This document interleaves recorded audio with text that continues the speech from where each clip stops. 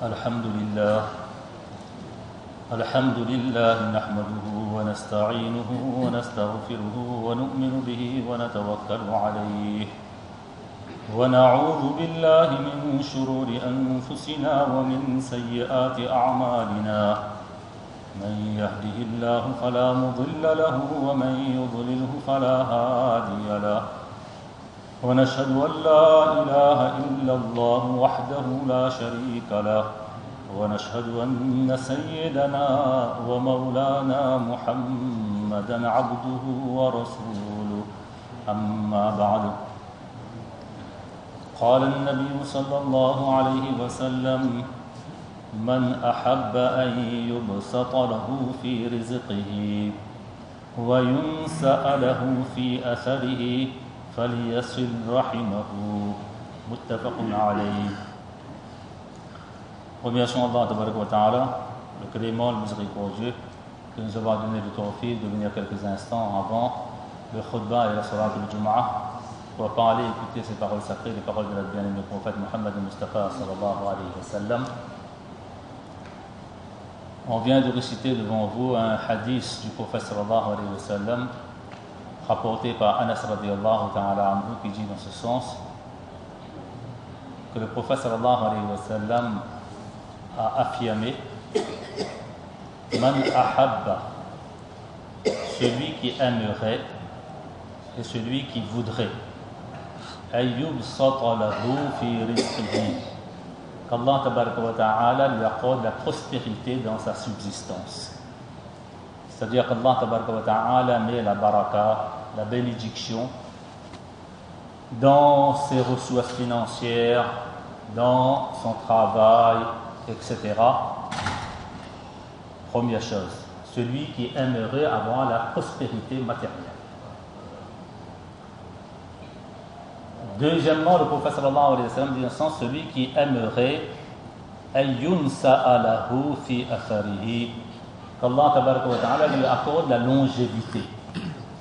C'est-à-dire qu'Allah tabaraka wa ta'ala lui accorde une durée de vie dans laquelle il y a la baraka, la bénédiction. En un mot, le prophète sallallahu alayhi wa sallam nous dit que celui qui veut ces deux choses, la prospérité matérielle et la longévité, en faisant sous-entendre donc la santé physique. Si nous voulons ces deux choses-là, qu'est-ce qu'il faut faire?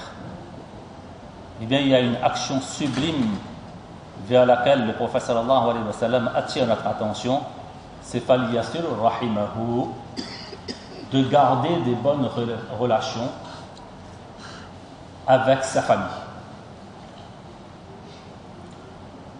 Maintenant, en islam, que signifie la famille? Qui sont les individus et les gens qui composent les membres de notre famille en islam? Eh bien, les savants de l'islam disent dans ce sens que tous nos ascendants, tous nos descendants, c'est-à-dire nos parents, nos grands-parents, nos enfants et nos petits-enfants, nos frères et sœurs, nos oncles et tantes et leurs enfants, qu'on appelle donc cousins, cousines. Parce qu'avec ces gens-là, on a un lien même de parenté.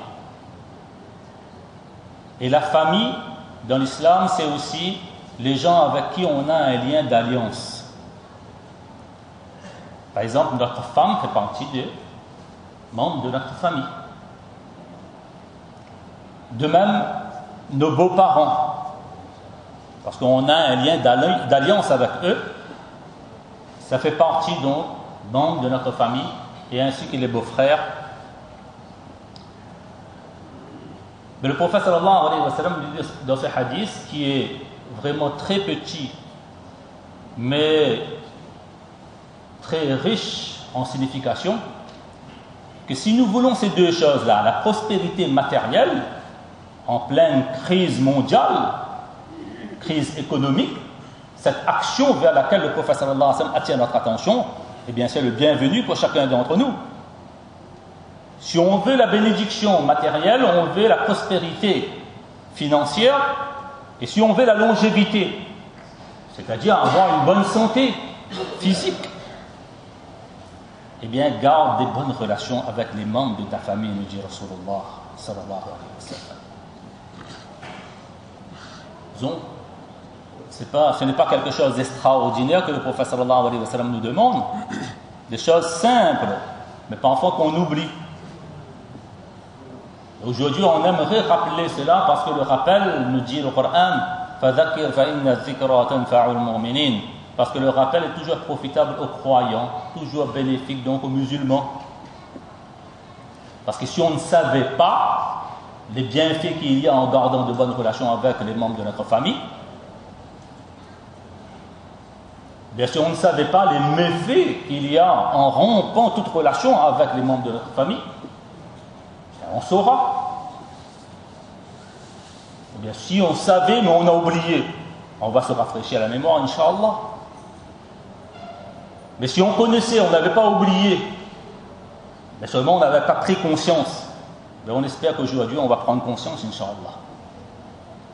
Et si on avait pris conscience, mais on n'avait pas mis en pratique, mais on espère qu'à partir d'aujourd'hui, chacun d'entre nous va peser le poids et le contre de ce sujet-là et de mettre en pratique pour pouvoir obtenir le bien-être dans ce monde et le salut de la akhirah. Le prophète sallallahu alayhi wa sallam dit dans un hadith que lorsqu'Allah tabaraka wa ta'ala avait achevé la création, il avait créé les créatures, alors à ce moment-là, Allah tabaraka wa ta'ala a donné une forme, le lien familial.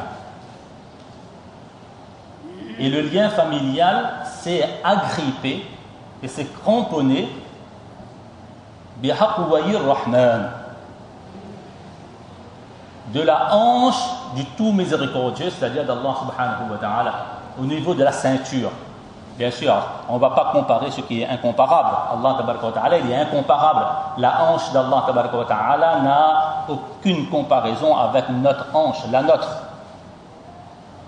Il s'agit d'une chose qu'Allah tabaraka wa ta'ala seul connaît.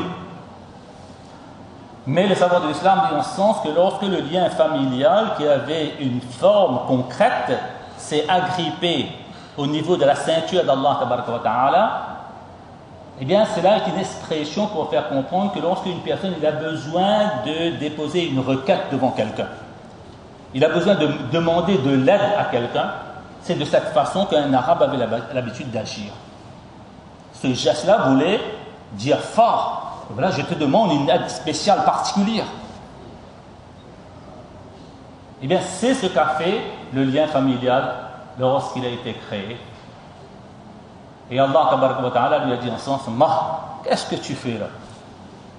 Alors là, le lien familial, il a dit que oh Allah tabaraka wa ta'ala, je me tiens à un endroit là où toute requête est acceptée. Et je me plains de celui qui me rompt, qui s'éloigne de moi. Alors là-dessus, Allah tabaraka wa ta'ala lui a promis une chose, celui qui gardera des bonnes relations avec toi, moi Allah, je garderai des bonnes relations avec lui.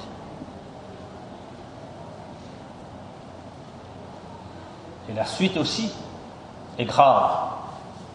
Allah Ta'ala, il a dit à ce moment-là, celui qui rompt les relations avec toi au lien familial, eh bien moi, Allah, je vais rompre tout lien et toute relation avec lui. Ça, c'est une promesse qu'Allah Ta'ala a fait au lien familial. Et dans un autre hadith, le prophète sallallahu alayhi wa sallam dit dans ce sens que Ar-Rahimu mu'allaqatun bil-'arsh. Le lien de parenté, le lien familial s'est accroché au trône d'Allah subhanahu wa ta'ala. Et dans cette situation, dans cette condition-là, le lien familial a fait ce doigt que Allah, parce que celui qui garde des bonnes relations avec moi, tu gardes des bonnes relations avec lui. Et celui qui rompt relation avec moi, toi aussi tu rompes toute relation avec lui.